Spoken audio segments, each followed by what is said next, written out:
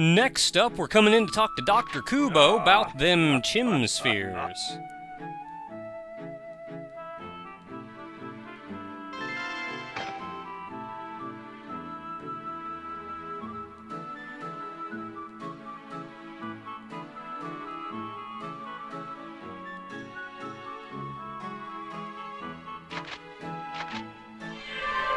Hey, how about that? I'm done. Now, just like before, he gives you spell scrolls. Teach yourself some spells. Except for the Dusk Chim Chim. I think that's a stat boost. Well, we'll look in a second. And I got a Chim Crown. Now, the Chim Crown you get for kicking a King Chim Chim, but it's not a common drop off them, which means you actually have to kick a good few King Chim Chims. Long as you're exploring all the dungeons and opening all the doors, you have to get enough Chim Chims to go with that. Which means you'll probably be getting enough King Chim Chims to make it through. I don't know if King Chim Chims spawn in dungeons, now that I think about it, but oh well. So, you should theoretically have one by the end of the game, but in case you didn't, go find a Nue, a lucky animal. I think it only appears in dungeons. And if you kick that thing, it will spawn a King Chim Chim for you. Now, as to where a Nue will actually show up, I'll get to that when we talk to the lucky animal guy.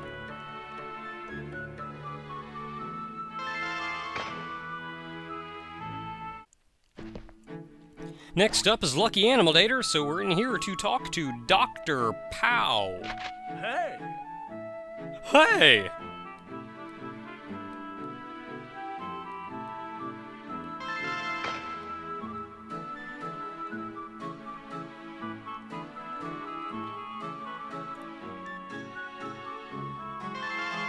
Ah, the Animal Radar. The Animal Radar would actually be helpful if I didn't have a little chart to go by.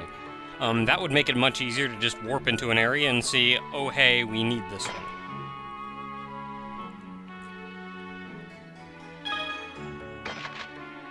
However, I don't need to because I finished already.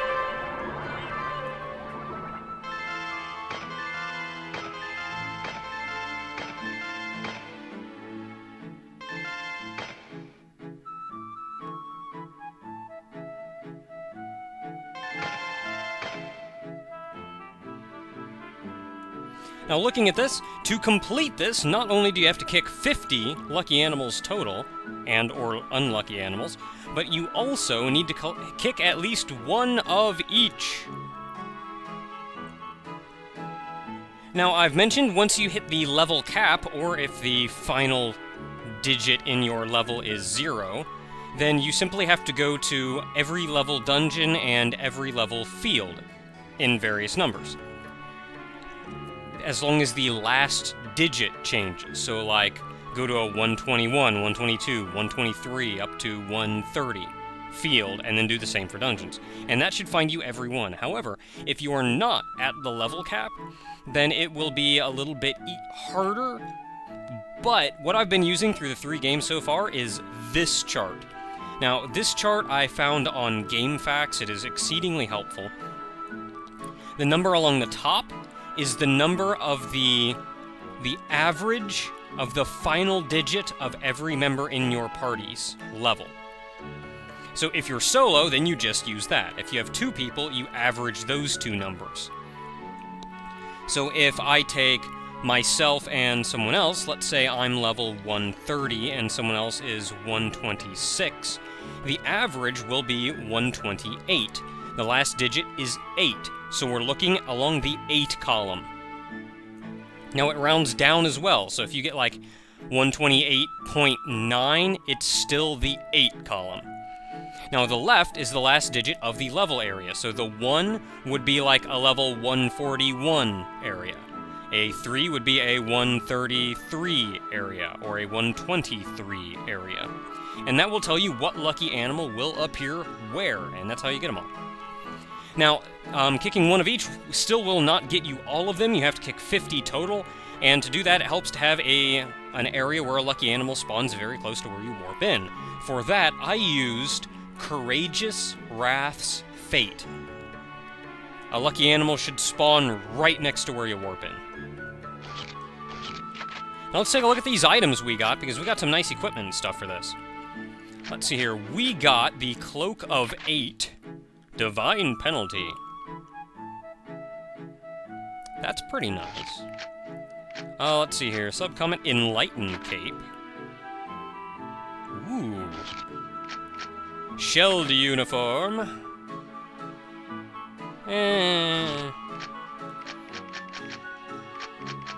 Let's see here. Wow.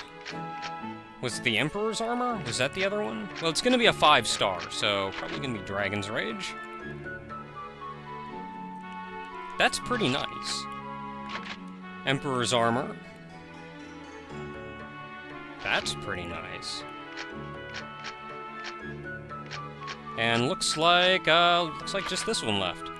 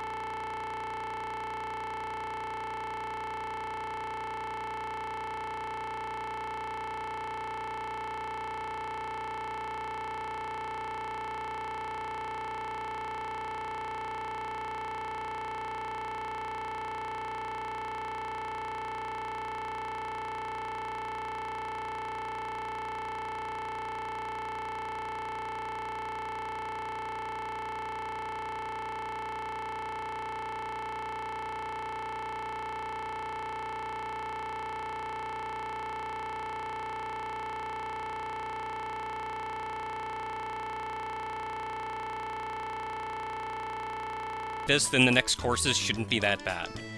They let you compete in all 10 courses, but 1 through 5 was part of the previous game. I'm not covering those now. And in fact, my record for those still holds. So, on to course number 6.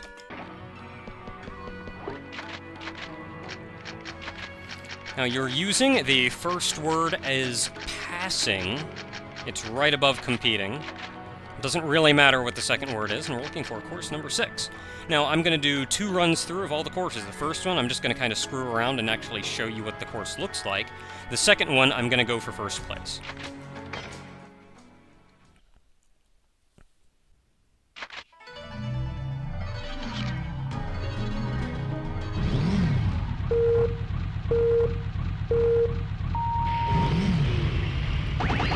Oh man, I got my music with me.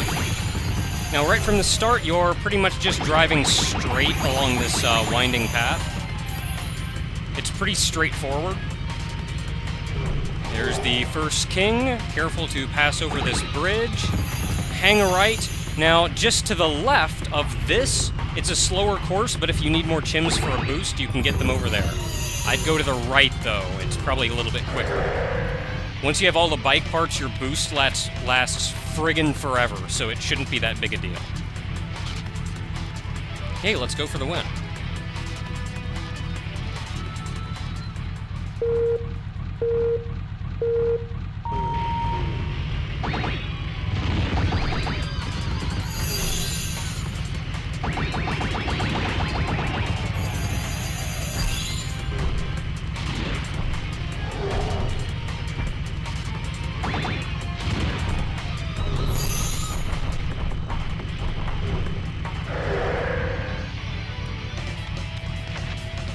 That was a pretty crappy run, too, but I doed it.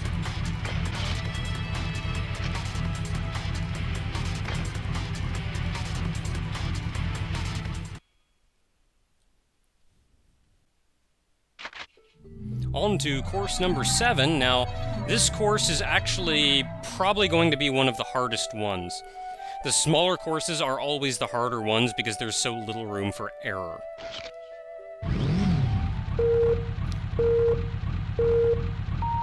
I'm yet to find a good way to do this one.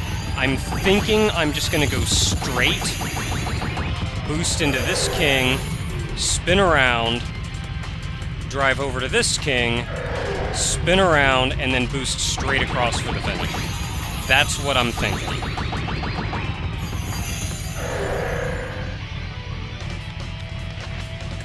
But we've got to beat 12 seconds, which isn't going to be easy.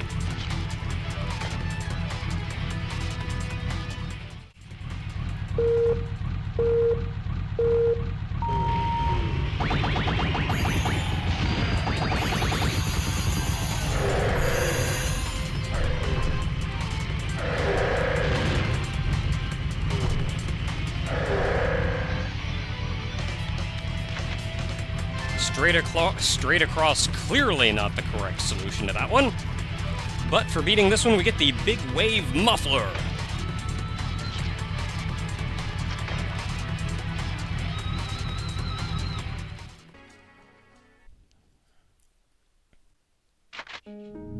Which is technically the better muffler, but my balance goes down by 1, even though it's not listed in the stats. Oh well. So I'm sticking with the old one. Now, needless to say, in these courses, you want to go with a daytime course if at all possible. If it's raining or nighttime, it's just out of the question entirely. You'd like it as bright as possible, but if you just have trouble finding one that's the brightest, maybe go for the slightly more dusky, but not too dusky one.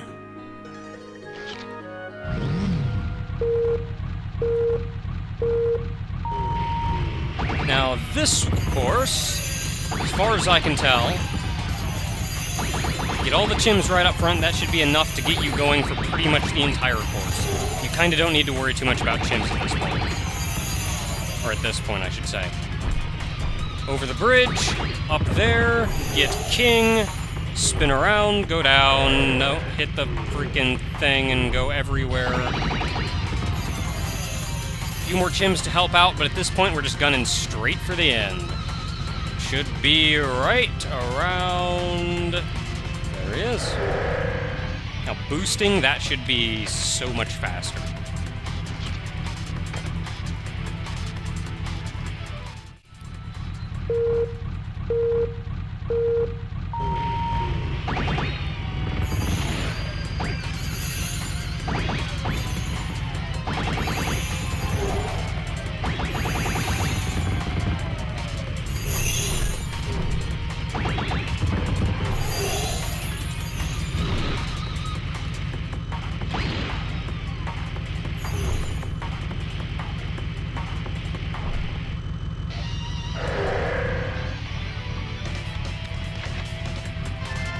And that was a pretty crappy run, too, jeez.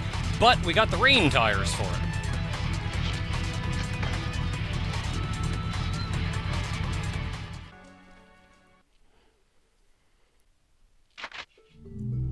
Now, the rain tires, they're kind of an upgrade, but not really. Well, they're not really an upgrade. More of a side grade.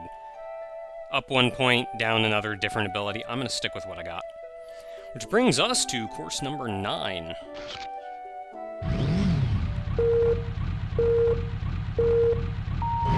Well, there's 2 ways you can do this course.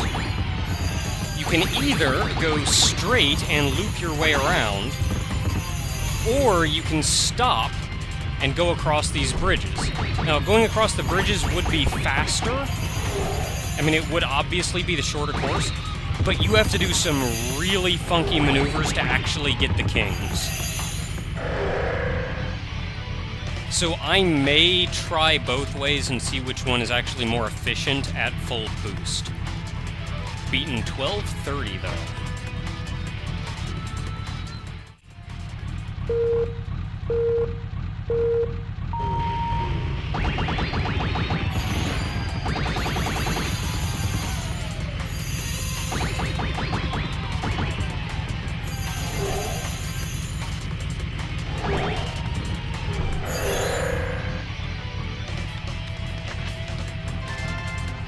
Yeah, it really wasn't that hard. Just going the long way. And for that, we get the Ayanami Muffler.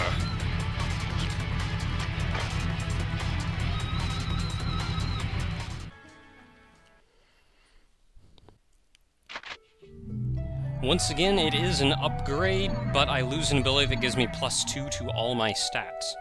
So, once again, I'm sticking with what I got. Maybe I'll overhaul my bike after this one and just change everything. Now, the final course is easily the most straightforward. There's nothing fancy about it, nothing special about it. You just drive in a straight line, and you will get to the end. I'm wondering how many chims I'll actually need, because boost lasts a pretty long time, as long as you don't need to get like every chim to get a continuous boost. So that's going to be interesting to test out.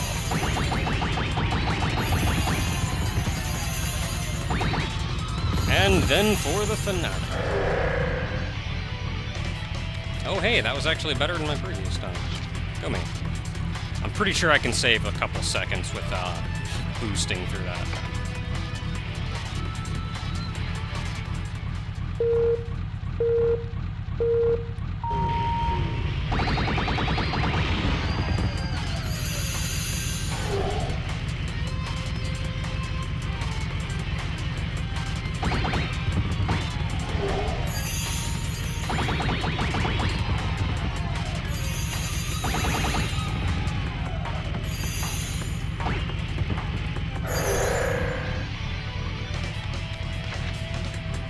Didn't need many at all, actually, and that got us everything. Specifically, the Akagane armor.